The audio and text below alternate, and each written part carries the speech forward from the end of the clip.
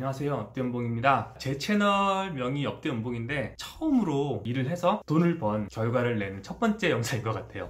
그것도 사실은 어떻게 보면 제 사업이 아니라 플랫폼을 이용해서 돈을 번 쿠팡 플렉서 한 달 해서 번 수입을 같이 한번 공유를 해보려고 합니다. 쿠팡 플렉서는 뭐냐? 쿠팡은 택배기사가 두 가지 방법이 있더라고요. 첫 번째는 우리가 쿠팡맨으로 알고 있는 정규직 분들이 계세요. 탑차를 가지고서 배달을 해주시는 분들을 쿠팡맨이라고 하는데 명칭이 바뀌어서 쿠팡 친구라고 하더라고요. 그 다음에 본인의 차로 본인이 하고 싶을 때 신청을 해서 일을 할 수 있는 쿠팡 플렉서라는 제도가 있습니다. 3.3%의 사업소득세를 떼는 개인 사업자 구조예요. 쿠팡에 계약직으로 입사를 하거나 정규직으로 입사를 하는 게 아니라 매일매일 내가 일을 할 때마다 위탁 계약을 맺는 일용직 같은 개념이라고 보시면 됩니다. 급여는 주급으로 계산이 된다고 보시면 돼요. 바로 입금이 되지 않고요. 일주일 정도씩은 밀리더라고요. 매월 7일, 14일, 21일 이런 식으로 7회 배수일에 급여가 지급이 되더라고요. 그러면은 주별로 얼마를 벌었는지 한번 알아보도록 하죠. 2월 28일 날 시작을 했더라고요. 하루치를 따로 받았어요. 근데 이때 들어온 돈이 194,810원이 들어왔습니다. 하루 일한 게요. 왜 이렇게 많이 들어왔냐? 제가 이 일을 시작할 때 어플을 깔고 바로 신청을 눌렀는데 미위탁이 떴어요. 미위탁이 뭐냐면 업무 신청을 거절당한 거예요. 아씨 뭐야, 이거 다운하는 하는 게 아닌가? 근데 그날 플렉서 분들이 좀 모자랐던 상황이었던 것 같아요. 백업을 모집을 하더라고요. 톡을 보냈어요.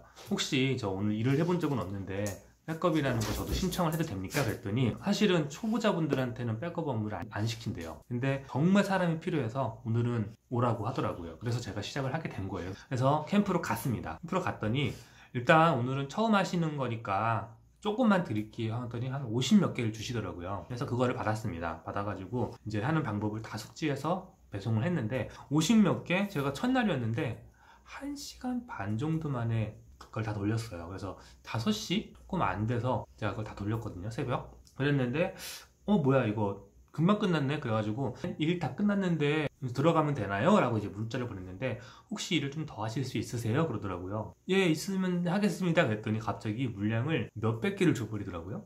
첫날 무려 235개를 했습니다. 235개를 했더니 194,810원이 들어온 거예요. 근데 235개라는 숫자가 하루에 처음 이 업을, 택배업을 해본 사람 치고는 많이 한 거더라고요. 알고 봤더니. 근데 저는 그거를 무사히 쳐내고 집에 들어왔습니다. 그리고 나서 이제 본격적으로 3월 업무를 시작을 했죠. 첫 번째 3월 첫째 주 1일부터 7일까지는 통장에 찍힌 돈을 보니까 67만 2,220원이 들어왔어요. 총 건수로는 681건을 했더라고요. 3월 둘째 주에는 63만 1,420원이 들어왔습니다. 이때는 702건을 했고요. 3월 셋째 주에는 53만 220원이 들어왔어요. 이때는 652건을 했어요. 사실 첫째 주랑 이번 주랑 그렇게 차이가 없는데도 그렇게 해봐야 30건 정도밖에 차이가 안 나는데 급여 차이는 14만 원이나 차이가 나거든요. 이거 나중에 말씀드릴게요. 3월 넷째 주에는 22일부터 말일까지니까 약 9일 정도치의 계산인데 이때는 130만 2,510원이 들어왔습니다. 무려 1,289건을 했습니다. 그러니까 다른 평균의 주에 비해 2배를 했어요. 이때는. 그래서 130만 원이 들어왔는데 총 4주차 벌었던 돈이 세후 313만 6,370원이 들어왔어요. 일평균 하면은 10만 1,173원입니다. 1급 10만 원 정도 번 셈이에요. 3월 한 달 내내 월화수목금토일 주 7일을 하루도 안 쉬고 나간 거예요. 그랬더니 310만 원을 벌었는데 보통 직장인들은 주 5일 근무를 하잖아요. 그래서 주 5일로 환산했더니 이 금액이 202만 원대로 떨어지더라고요. 그러면은 거의 최저시급에 사실은 육박하는 금액으로 확 떨어지는 겁니다. 그러면은 이거 너무 할 짓이 못 되지 않냐? 라고 이제 생각을 할 수가 있어요. 근데 근무하는 시간으로 치면은 시급이 또 확 올라가요. 무슨 뜻이냐면 플렉서가 일하는 방식은 5개 정도가 있거든요. 먼저 새벽부터 가면은 심야, 새벽, 주간에는 주간, 당일, 신선 이렇게 5가지 구조로 되어 있어요. 이 중에서 내가 원하는 거 신청해서 일을 할 수 있는데 저는 여기서 새벽에 일하는 심야, 그 다음에 주간에 일하는 신선을 위주로 업무를 했습니다. 심야 같은 경우에는 1시 반까지 캠프를 가서 나의 물건을 할당받고 그날 7시까지 배송을 하는 거예요. 그러면 5시간 반이라는 시간 동안 내가 받은 물건을 전부 배송을 하는 거거든요. 그러면 그러니까 1급이 10만 1,000원 정도인데 내가 5시간 반 정도 일해서 그 정도를 벌기 때문에 시급으로 환산하게 되면 한 18,396원이 나온단 말이에요. 그럼 시급은 18,000원 정도가 되는 거거든요. 그리고 주간은 조금 더 좋습니다. 주간 같은 경우에는 14시에 입찰을 해서 18시까지 배송을 해야 돼요. 이건 4시간이거든요. 4시간 동안 물건을 배송을 해야 되는데 이 시간을 아까 10만원대로 환산을 하게 되면 시급 25,000원대가 나온단 말이에요. 생각보다 근무하는 시간 대비 수입은 높은 편이에요. 하지만 물건을 내가 원하는 만큼을 받을 수가 없기 때문에 내가 오늘 갔을 때 할당량이 얼마가 될지 그거는 가봐야 알 수가 있어요.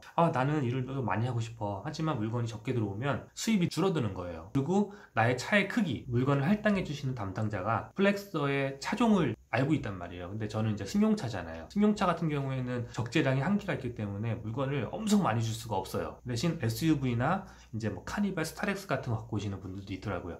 이런 분들은 물건 엄청나게 받아가세요. 그러면은 아마 훨씬 더 당일 수입이 커질 겁니다. 제가 3월 중간에 150개 받았었는데 150개를 못했던 적이 있었어요. 중간에 저도 이제 다른 분을 불러가지고 제 물건을 좀 보내드렸던 경험들이 한 2번 정도 있었는데, 물론 그 지역이 되게 어려운 지역이었습니다. 송파 4캠프에서 가장 극악의 난이도라고 불리는 지역을 받았기 때문에 다른 분들도 그 지역은 힘들어 하세요 라고 하더라고요.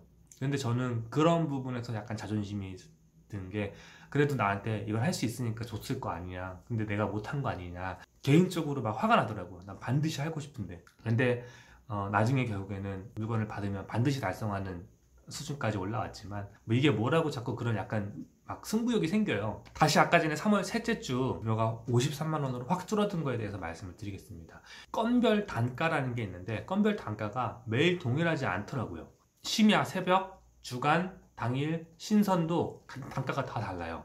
근데 여기에서 그날 날씨, 그 다음에 그날 플렉서들의 신청하는 수, 이런 거에 따라서 단가가 변동이 됩니다. 내려가진 않아요. 올라가요. 그래서 어떤 날에는 높은 단가로 일을 할 수가 있지만 어떤 날에는 원래 기준 단가로 일을 하는 거예요.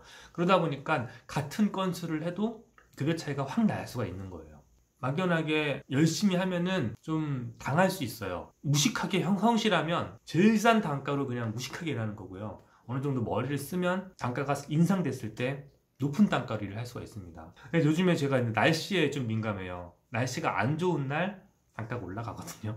비가 오면 하기 싫어하잖아요. 택배를 하다 보니까 비가 와도 우산을 쓸 수가 없고, 또 우비를 쓰면 뭐 하냐고요. 어차피 내 차에 타야 되는데. 그렇기 때문에 그냥 비 오는 대로 맞아야 돼요. 그러니까 비가 오면 아무래도 신청률이 떨어집니다. 그러니까 단가가 올라가요. 3월의 초반, 그 다음에 말에 좀 비가 왔었어요. 그래서 그때 좀 단가가 많이 인상이 됐었습니다. 같은 건수를 해도 조금 더 수준이, 급여가 높았던 거라고 저는 볼 수가 있거든요. 313만원 정도 한 달 수입을 얻었고요. 이거를 시급으로 환산하게 되면 그래도 한 2만원대로 꽤 높아집니다. 하지만 내가 원하는 만큼 뭐 하루에 주 8시간씩 일을 할 수가 없기 때문에 더 벌고 싶어도 더 벌 수는 또 없는 구조예요. 그래서 한계가 있다. 그러면 이제 지출에 대해서 알아봐야 되잖아요.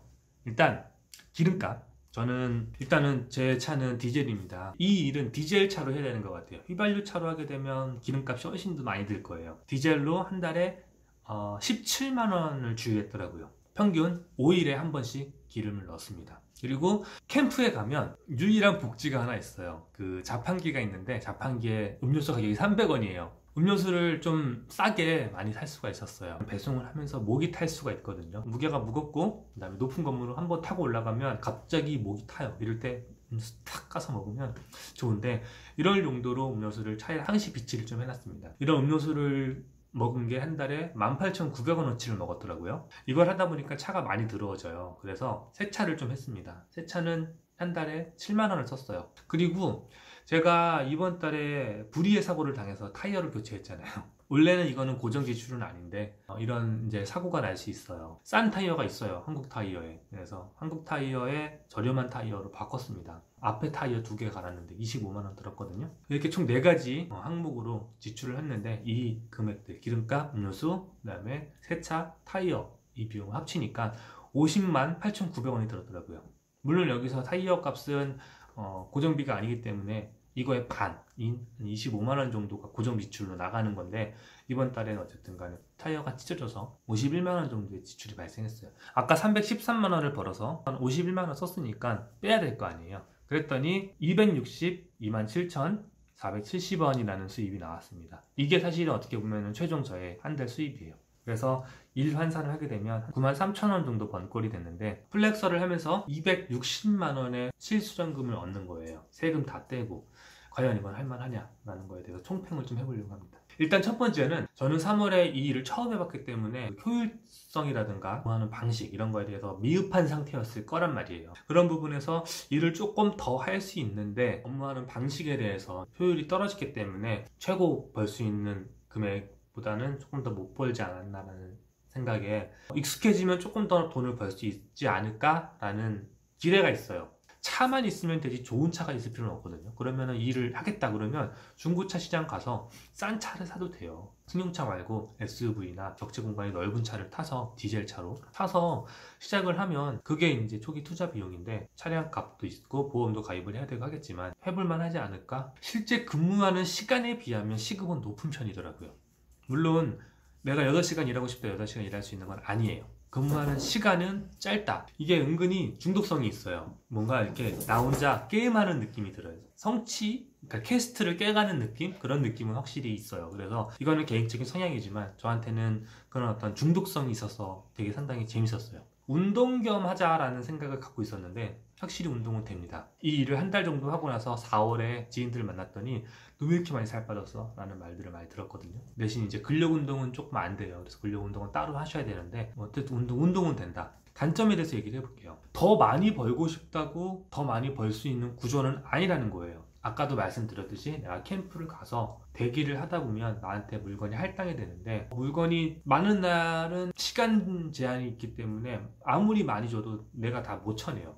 내 능력과 내 차의 적재 공간과 그 다음에 시간 제한이라는 한계로 인해서 최대치는 정해져 있는 반면, 그날 물건이 많이 없으면 이만큼밖에 못 벌어요. 그래서 딱 갔는데 오늘 물건을 몇 개 못 받았어. 그래서 알고 봤더니 오늘 4만 원밖에 못 번 거야.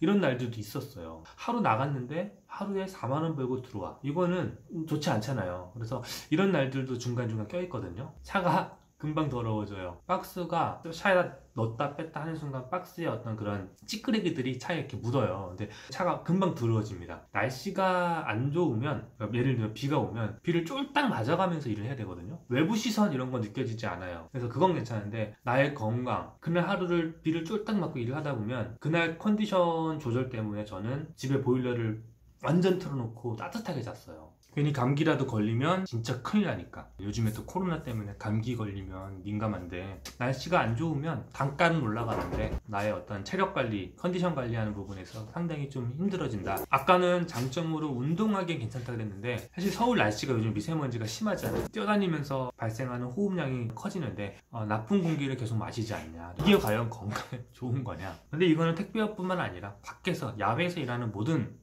업종은 다 마찬가지일 것 같아서, 이 택배업의 문제가 아니잖아요. 우리나라의 지정학적인 위치와 그런 부분에서 문제가 있는 거지, 택배업이 건강을 해치는 건 아니잖아요. 그래서 이게 장점인지 단점인지는 모르겠지만, 이거 일을 하다가 한 번이라도 사고가 나잖아요. 그동안 벌어놓은 돈 다 까먹어야 돼요. 저 같은 경우에 이제 타이어가 한번 찢어졌잖아요. 그거를 일당 10만 원씩 버는 이 업을 해갖고서는 감당이 안 되죠. 그리고 이제 저는 그나마 나의 단독 사고로 타이어를 찢어먹었지만, 혹여라도 다른 차랑 사고가 났어 이러면은 보험 처리해야 되지. 와, 이거 사고 한 번 나면 그동안 번 돈 다 까먹을 수 있는 위험성이 상당히 높습니다. 운전에 소질이 없으신 분들은 사고가 날 확률이 상당히 높아요. 자, 여기까지 해서 한 달 동안 쿠팡 플렉스를 했던 수입과 지출 공유를 했는데, 그래서 결론은 쿠팡 플렉스를 해도 되냐? 저는 찬성 쪽에 좀 가까운 게, 일단 본업으로 해도 되냐? 본인이 뭔가를 준비해 가면서 이 일을 한다라면은 저는 추천하고 싶어요. 운동도 되죠. 헬스장 가서 운동하려 해도 돈 내고 해야 되잖아요. 근데 돈을 벌면서 운동도 되죠. 부업으로도 할 만합니다. 예를 들면 내가 원래 하는 일이 있는데 약간 여유가 있는 시간대만 신청을 해서 일을 하는 것도, 그러면은 돈을 크게 못 벌죠. 하루에 나갔다 하면 3, 4만 원 정도 벌겠지만, 그렇게 한 10일 정도만 한 달에 해도 3, 40만 원을 버는 거니까 용돈벌이 정도는 할 수 있다. 집에서 퍼즐러 자면서 게임하고 이런 것보다는 쿠팡플렉스 그래도 나쁘지 않은 제도인 것 같아요. 물론 사고가 나면 안 됩니다. 그래서 조심히 안전운전 하시면서 일을 해보신다면 될 것 같고요. 그리고 저도 처음에는 좀 헤맸지만 모든 분들 헤매실 거 아니에요. 그래서 처음에 한두 번 해보고 이거 좀 생각보다 별론데? 라고 판단하기는 좀 이른 것 같아요. 저도 이제 한 달 3월에 후반부로 갈수록 익숙해지면서 일하는 속도들도 빨라지고 한 달 사이에 이 정도의 업무가 이렇게 좀 숙달이 될 정도면 업무를 배우는데 아주 어려운 일들도 아니기 때문에 해도 된다고 생각을 합니다. 그래서 저는 찬성!